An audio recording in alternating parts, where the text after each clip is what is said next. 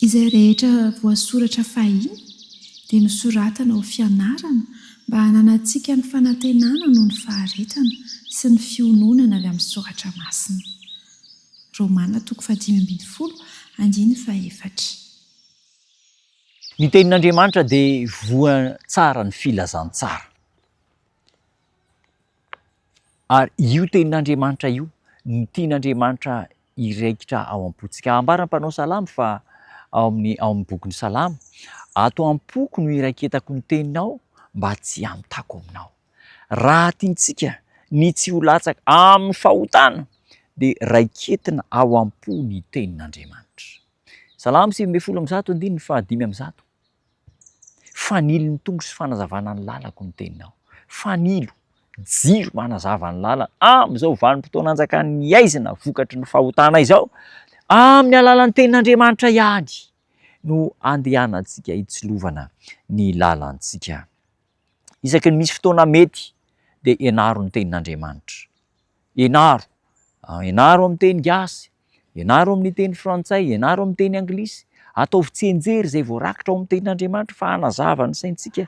Ireny no manambara ny sitrapon'Andriamanitra amintsika, ka manambara ny tena famonjena sy ny lala marina ho antsika tsiraray avy.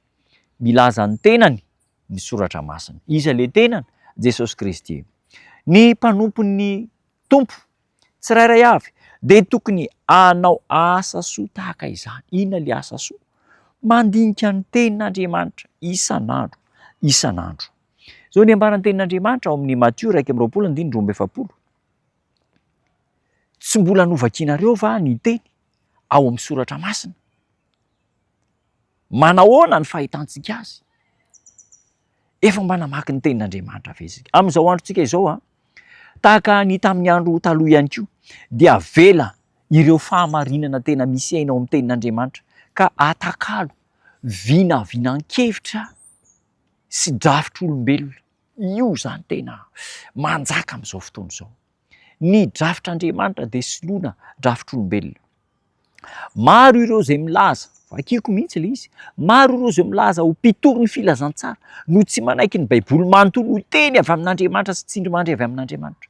Ny mpitory ny filazantsara dia tsy manaiky, ary ny loza aza dia izao, mampianatra mihitsy teorian'olombelona amin'ny fomba fampianarana ny fiangonan'Andriamanitra. Manana leadership hafa mihitsy eo amin'ny fitariana ny zanak'Andriamanitra. Ary zany no mahatonga ny tanora, ny olombelona amin'izao fotoana izao mivily miala amin'ny lalana izay efa nisoritan'Andriamanitra.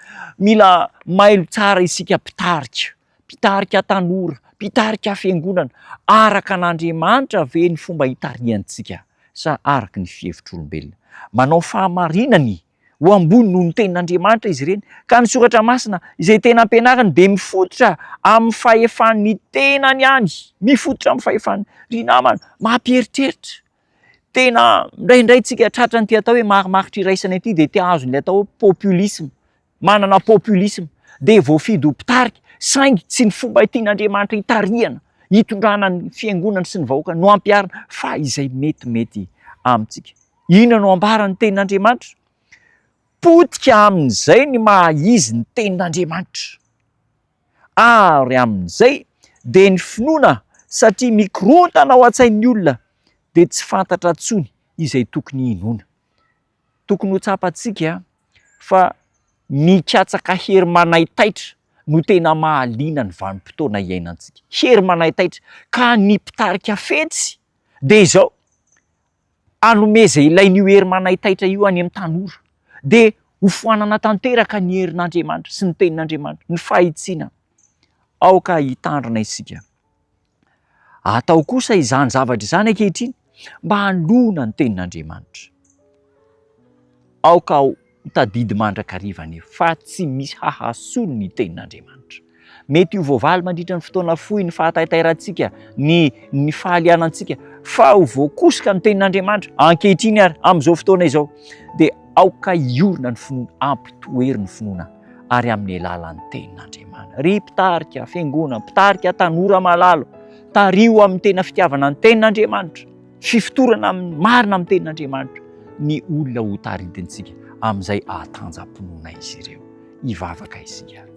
Tombo tsara misaotra anao izay afatra lehibe mihezinezina no nampitaina mba hahatonga ny finoana hifototra sy hiorina amin'ny teninao, ampianaro izay ahalala mitsipiriany ny drafitra sy ny stratégie tianao hitondrana ny fiainana tsiraray avy, ka ho mari-potitra ny finoanay amin'ny anaranao Jesosy Tompo. Amen.